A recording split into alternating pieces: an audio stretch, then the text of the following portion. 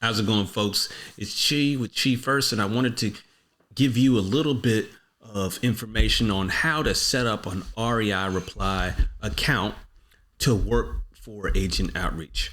When I first got started using REI Reply, I was using it for direct to seller outreach using the texting platform. I only used the texting platform. I use Podio as my CRM, but REI Reply is a great CRM. It's built on the Go High Level system, which is also a great CRM. And they're both the same, basically kind of the same thing. But REI Reply is designed for people who are going to be in real estate and more specifically wholesale real estate. But you can use it for a lot of different things, and you can design it. If you get the REI Reply system, I always advocate for folks to look directly at REI Reply rather than Go High Level, because it's just cheaper. It's just more cost beneficial. It's already set up, especially if you're going to do real estate. It's already set up kind of for that. And it's really helpful with the website templates and all the things that you get with it.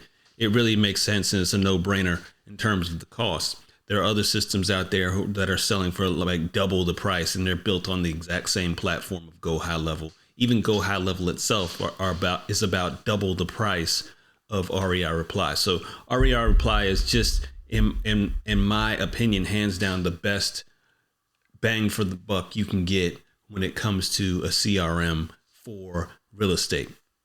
When I started out with it, I was just using it for direct seller, and I wasn't using it for reaching out to agents. And I know agent outreach has become a big thing these days, and rightfully so. It's a great way to get into real estate, whether you're buying fix and flips or you're wholesaling, whatever the case may be. Finding properties using REI Reply and using agents and doing agent outreach is going to be more cost effective than pulling lists, doing skip tracing, cold calling, even texting is going to be costly. And with direct to seller, there's a lot of hassles in terms of how you do your outreach.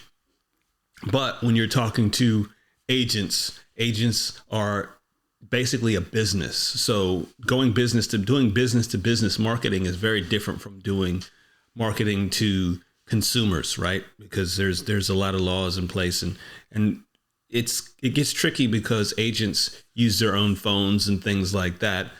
However, they are a business, so reaching out to them, you shouldn't get the same amount of spam problems that you do going direct to seller. I'm going to show you a real simple setup, because I know I've shown workflows in the past, and workflows are a little bit more tricky and complicated if you're just getting into this business and you're not one of those tech savvy type of people and you just want to get in and start doing it immediately. I'm going to show you how to set up your REI Reply account so you can get in there in a few minutes, set it up, and then start texting agents immediately. And let's get into it. Now, when you first start in REI Reply, when you first begin setting up things, the first thing you want to do is allow duplicate opportunities. When you set it up, when you get everything and they give you everything you need to, first thing you want to do is click this button, allow duplicate duplicate opportunities in the business info section. That's going to allow you to deal with agents who are going to bring you multiple opportunities. So you're going to need to have multiple opportunities for a contact. And the reason for that is simple. Agents usually are going to bring you multiple properties. So clicking this here allows you to put them in the opportunity section multiple times, the same agent. So the same agent can live with multiple opportunities. This is very important. Now, when you come into REI Reply, you'll likely not know most of the system if you're new to it, right? But the thing to remember is the main things that you need to do are make sure that you have contacts, you want to make sure that your contacts are tagged. You're going to want to make sure that you have tags that reflect who the contact is or what the contact does. I normally put realtor. I also use agent. The two are different in my system. The reason why I have two is sometimes realtors don't want to work with you for whatever reason. But I don't want to delete them from my system because they may have a listing later. So I keep them as agent, but not real, but delete the realtors so they don't pop up in some of my smart lists. And smart lists are something we're going to discuss here now. Essentially, you're going to want to pull a list of agents in your area, right? And I have a real cool video of how you can do that for free without having to pay for anything. And it'll give you the agent's name and their phone number, and you can get started. I'll put a link to that video in the description, but it basically makes use of this scraping tool here called the Instant Data Scraper. And you just go to realtor.com and kind of scrape some of their phone numbers. So once you do that, you're going to pull that list into the system. You can import your contacts here. So you just import. And when you do that, you want to tag those folks by city, state, and what they do, which is a realtor, right? So you'll do those three tags. The state, I usually start it with state, the word state, then I space, then hyphen, then the actual state name. So for North Carolina, I do state, space, hyphen, space, North Carolina. And that way, so each state is going to be tagged that way so that if you have multiple states, multiple markets, you don't have to pay for a sub account. Again, what I'm teaching you here is to save a lot of money, right? So you're going to want to set up your account, import your list of agents here, and then tag them with those three tags. So all those three things are in the system, and that will allow you to then create your smart list with using those tags, right? So you'll find those three tags in your system, and you'll say, I want to find all the realtors, right? Let's see. You'll come here. This takes a long time in mine to actually show the tags, but it'll show. Okay, so we're going to go to, so for example, we'll do one here with City Charlotte. The tag is City Charlotte. We'll also go realtor.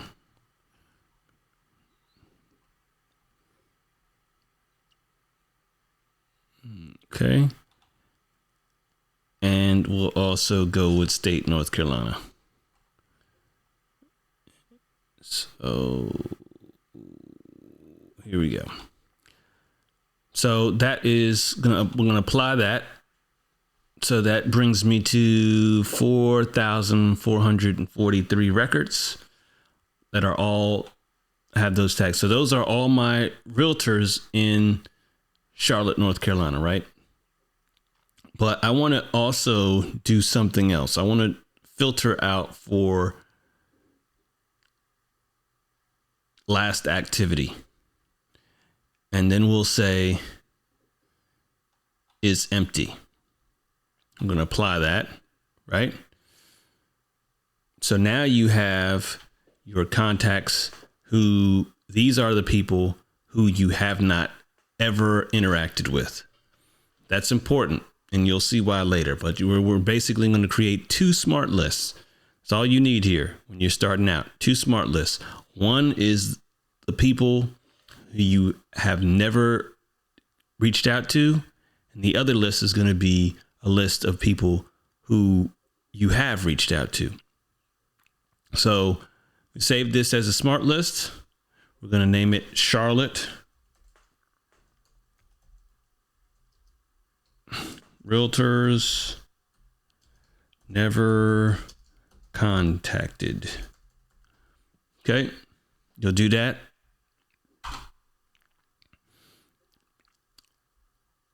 Right. So now we have that smart list here. It's here. Now I have these already set up mine are based in NC only. I'm only doing a few cities in NC, but it just will be NC. But I'm just gonna localize this just to one city, Charlotte, right? So what we're gonna do now is we're gonna go into Manage Smart Lists, and we'll find that smart list. I got so many smart lists here, but Charlotte's never contacted. What we're gonna do now is we're gonna copy that smart list. We're going to call this one contacted. Get rid of the copy there. Charlotte Realtors contacted. Okay. Come back to smart lists here. Let's see, you'll find it. You won't have to do all this because your list, you only have these two lists. So you won't have to find them in the mess that I have here. But okay, so now we have the Charlotte contacted. So these, we're going to go in here to more filters, and we're going to change this last activity to is not empty. Then we're going to save that. And that's it. So now you'll have your two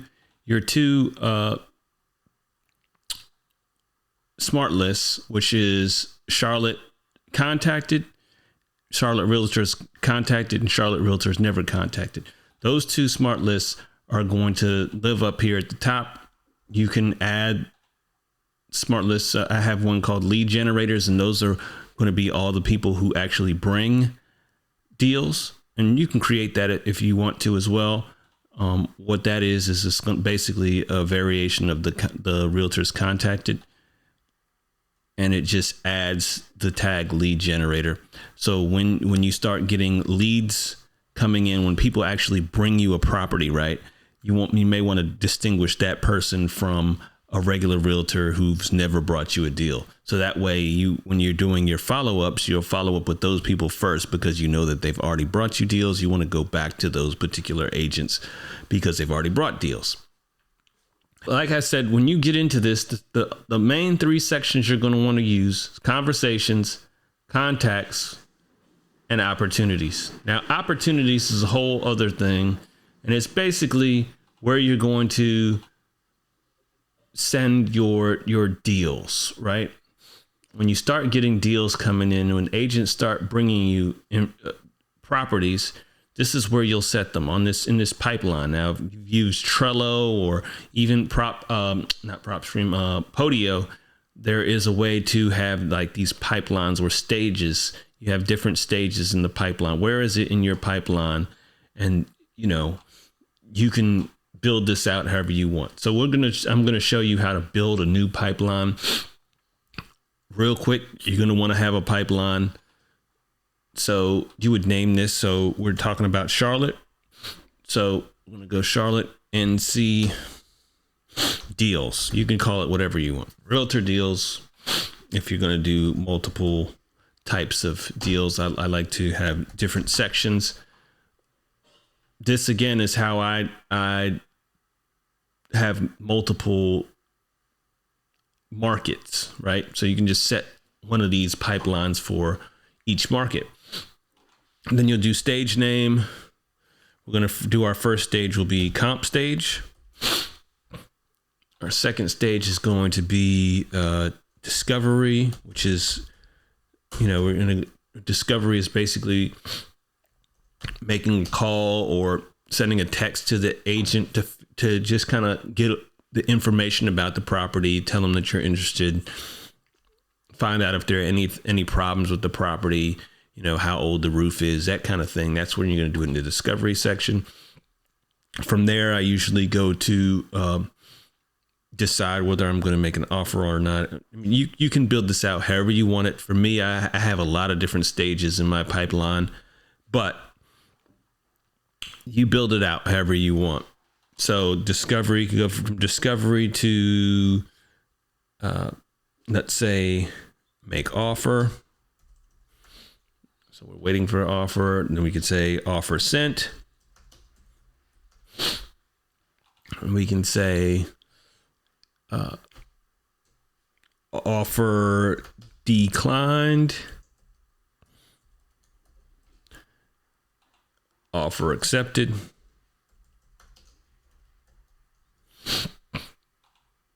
You can say marketing, escrow, and let's say closed.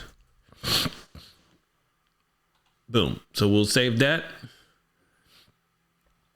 Go back to opportunities. Then we'll go to that pipeline we just created, that Charlotte NC Realtor deals. And there you have it. So once you start getting deals, you can come in here and say, okay, so you put my name in here, so contact name, then the opportunity name will also be my name, right? Or the agent's name. The agent's name will be here. Then I'm doing space, hyphen space, and then the address. Let's say it's 1234 Main Street, Charlotte, NC 27604, whatever. I don't know what the Charlotte zip codes are, but we'll do it like that. Then we'll say what stage it's in. It's in the comp stage. We still need to comp it. Status is open. Lead value is, let's say, $10,000. Owner is Chi Brown. You are the owner yourself. You're going to put yourself here. We have a list of all people on my team, but you put yourself. Opportunity source. I like to say this came from an SMS blast, and we'll say add. Okay. Boom. So there that is. The opportunity is there, right? The other thing I like to do is notes. So in the notes, I put 1, 2, 3, 4 Main Street, Charlotte, NC 27604, whatever the zip code is. We'll put the Zillow link. Pretend this is a Zillow link, zillow.com/ yada, yada, yada, yada. So you would just go to Zillow and pull that link of that property. Then I put the asking price. I put the ARV here, whatever that is, and my offer number is going to be here, right? You figure all that stuff out on your own. I'm not showing you how to do that right now, but do that. And you have to excuse me, I got a little allergy today. I've been cutting grass and stuff. So from here, I'm going to put the property information. So let's say it's a 3-bed, 2-bath, and it's let's say it's 1,400 square feet. Built in 1974. And it's 0.36 acre lot. And that's all the notes I do. Put it here. Save. And what you see is 1234 Main Street, Charlotte, North Carolina 27604. And that is how the notes will look. So you have the opportunity and you have the notes.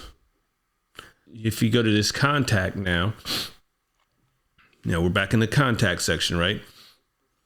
You have this contact. Never mind all this stuff. You have their tags here. You have the opportunities here. That opportunity is actually right there in the comp section. The notes are here in the notes section.